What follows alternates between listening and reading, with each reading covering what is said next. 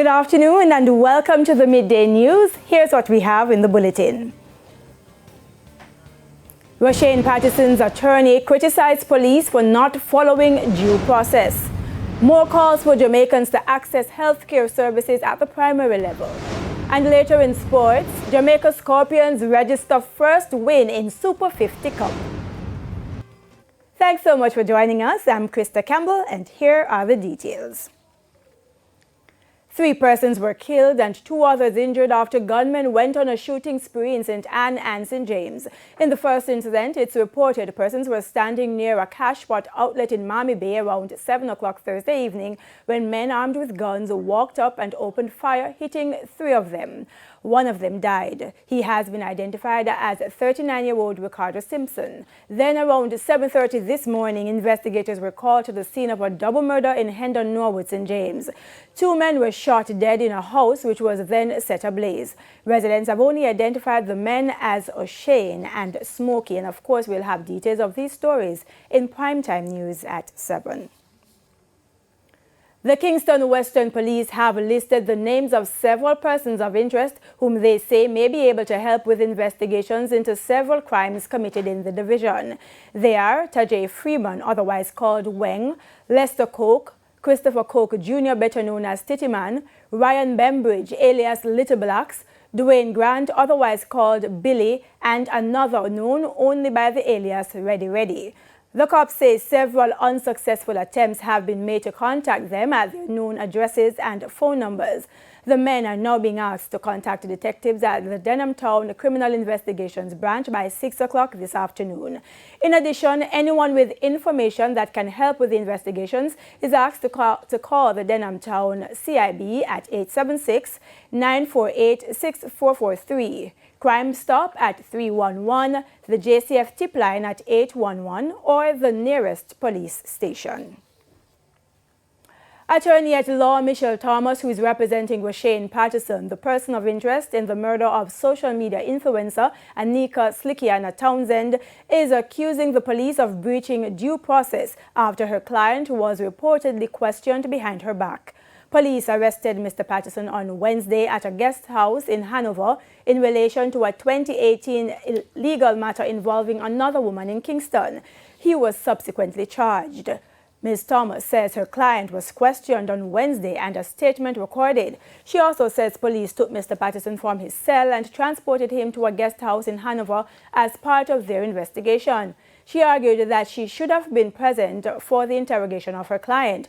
While stressing that the police are aware of the protocols, the attorney expressed concern that her client could have incriminated himself or prejudiced his case. There's another call for more Jamaicans to access healthcare services at the primary level. Health Minister Dr. Christopher Tufton says this is important as public hospitals continue to be bombarded with persons who can be treated at the health centers. Shamela Pullen has that story. Overcrowding continues to be a major issue at public health facilities. Health Minister Dr. Christopher Tufton believes it's exacerbated because some Jamaicans refuse to access services at health centers. As such, he says his team is looking to review and revamp some of the services offered at the primary healthcare level. In other words, we're seeing more cases of premature illness, meaning people getting sick early, including in the schools, children as early as that. That is a direct function of lifestyle. You know, I just saw on the wire today where the World Health Organization has said that between now and 2030, 500 million citizens of the world are going to develop a lifestyle disease. Dr. Tufton says this is a part of the ministry's 10-year strategic plan. The health minister was speaking at the contract signing for the renovation of Malvern and Newmarket Health Centers in St. Elizabeth on Thursday. He says the aim is also to provide walking distance access to primary health care, which residents in Malvern and Newmarket will benefit from. That is going to revamp primary health care. Over 300 health centers. And the model is simple. We must have a health center within 10 miles of every citizen. That's not exactly walking distance, but it's close enough.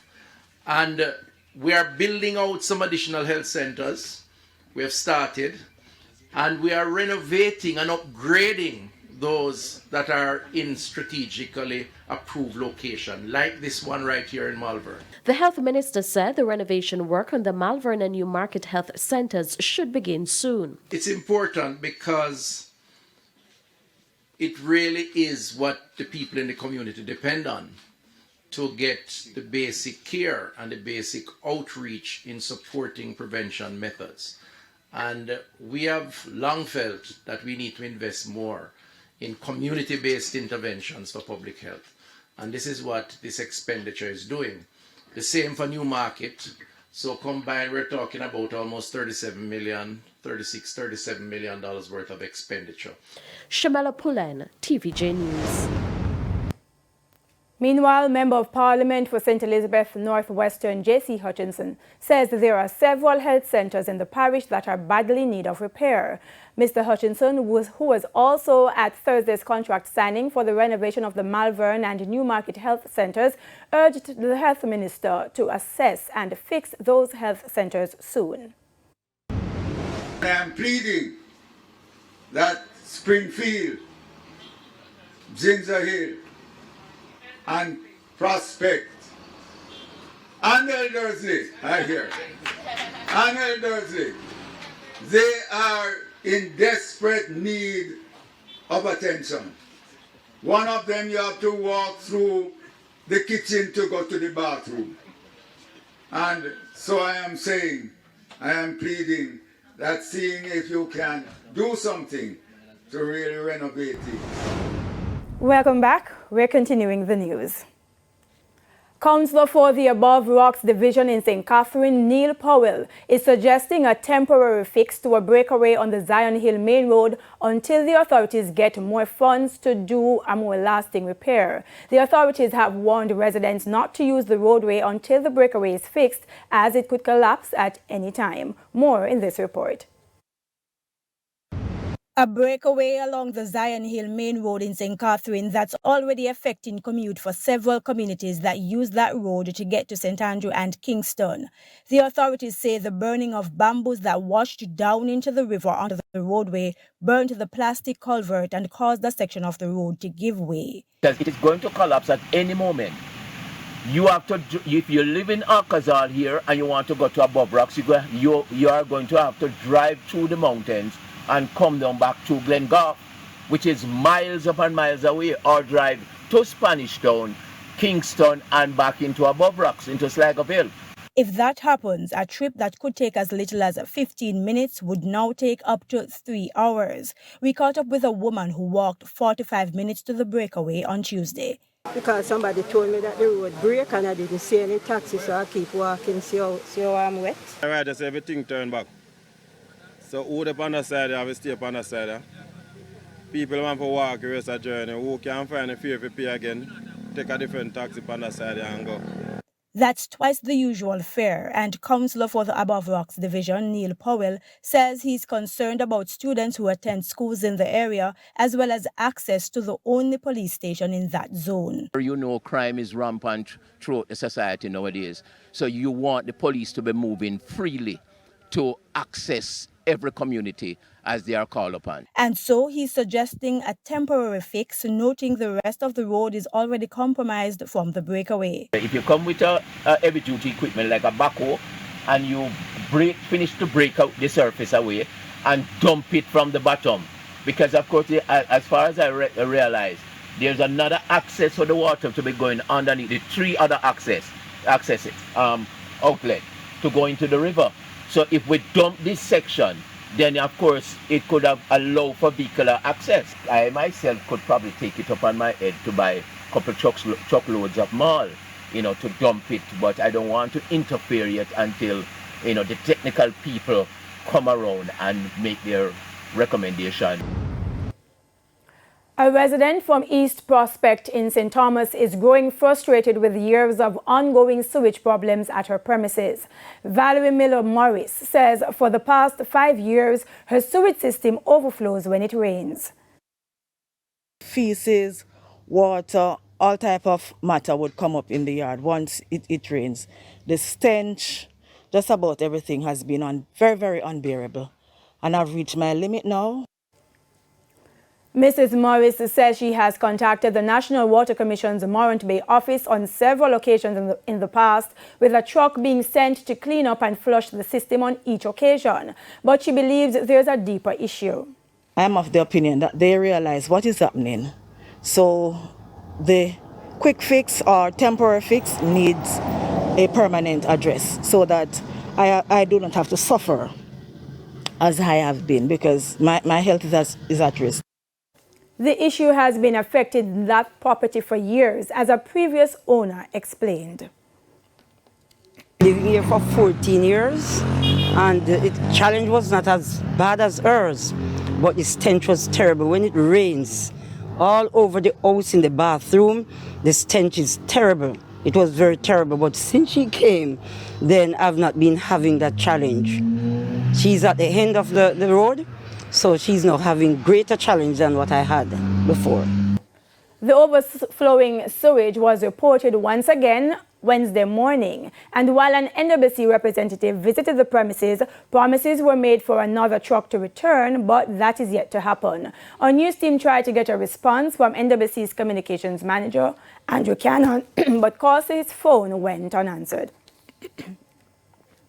Now for a look at the developments of the economy, here's Codian Barrett with the Business Minute.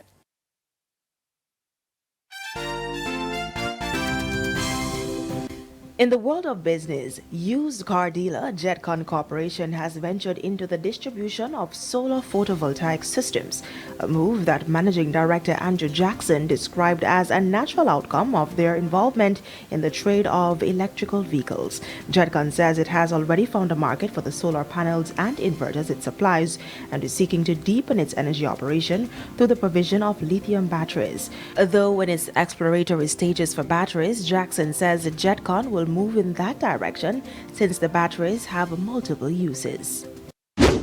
In business internationally, international students in Canada will be able to work as much as they like starting November 15.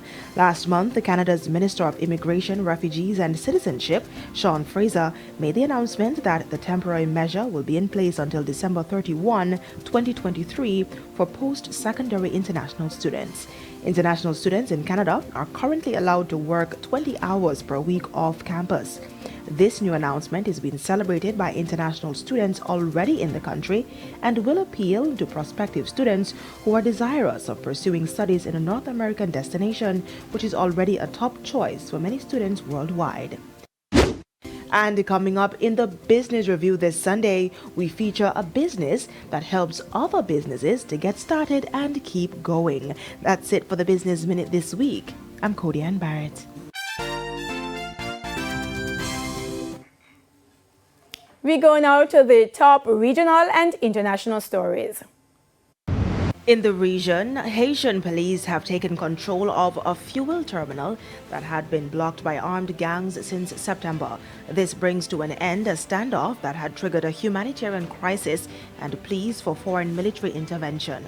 The coalition gang known as G9 blocked the entrance to the terminal in September, leaving the country without gasoline and diesel. This forced businesses, including hospitals, to shut their doors just as a cholera epidemic broke out.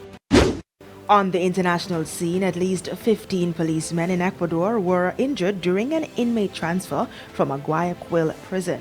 According to authorities, 1,400 inmates have been transferred to other centers. The National Police also released a video of the guns seized in the prison pavilions. The government says this week's wave of violence is a reaction from drug trafficking groups against prison operations. And those were the top regional and international stories. I'm Codian Barrett. We take our final break now. When we return, Jermaine Brown, who is standing by, will have your midday sports report. Stay tuned.